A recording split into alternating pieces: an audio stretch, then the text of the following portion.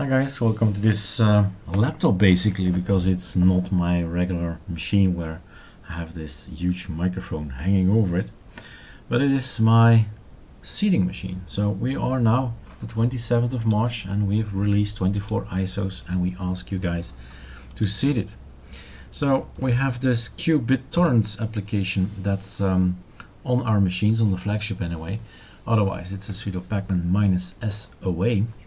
And we've downloaded from ArcoLinux.info the torrents and we're seeding now. As you can see, if you add uploaded, so right mouse click in the titles here, you can add uploaded and you see that I have shared more or less 5 times ArcoLinux already uploaded it and more or less 5 times ArcoLinux-D.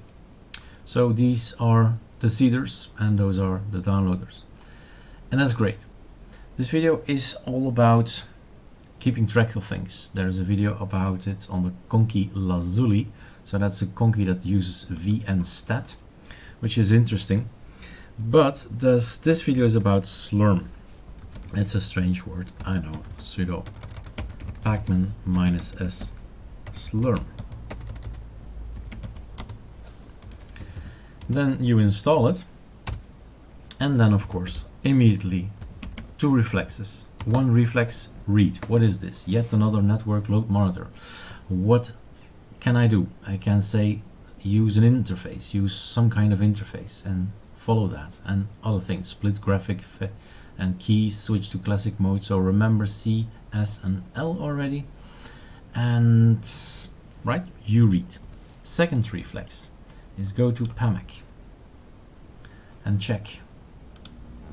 I've been playing around with some colors and some fonts, so just showing, hey, it's all freedom, you choose whatever you want to have, and how it looks, it's up to you. Dependencies and cursors, CMake, that's nothing, and then here a slurm and a black theme, blue theme, a cyan theme. Now I know something more, right? I can use themes. Okay, and those are the names.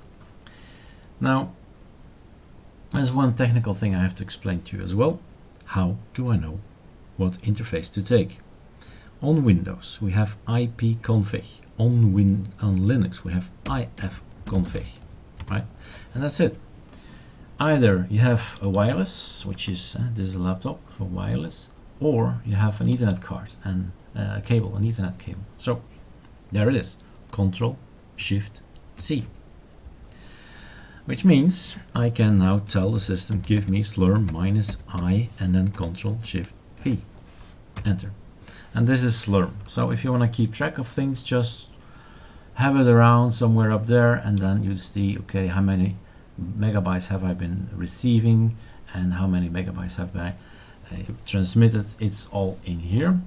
And I believe the C was something new, or was the S and the L, and so you have some different kind of looks and layouts basically. So that's slurm for you guys. If you got a good reflex would be if you say, hey, this is awesome, Ctrl-Shift-C, then I'm combining this notch with other tutorials, Ctrl-H. Remember the bash rc personal, we can make one that's from us. So Ctrl-C, Ctrl-V, for example. Now I have to make the name 100% correct. Personal. So in here at the end it says go and read the bash rc personal. So this is the correct name and only that name works. So I did not make any typo, don't think so. Bash rc personal. Get rid of everything. Delete, Ctrl-Shift-V. Oops, not gonna work like. What I want to have is this, of course. Ctrl-Shift-C. And I say, I don't know, alias slu, right? Does that exist? Is the application slu something that exists on my machine? Let's kill this thing. Slu, command not found. So I can use it as an alias. Slu equals Ctrl-Shift-V. That's it. Save. I have created an alias called slu. Now, when I try to run it, it's working already. Awesome. Otherwise, I would say you need to source your bash RC, right? But it's immediately working. All right, that's it. Have fun, guys. Monitor, and please, if you can't donate to the project, donate with your bandwidth and your upload, and seed the torrents. Cheers.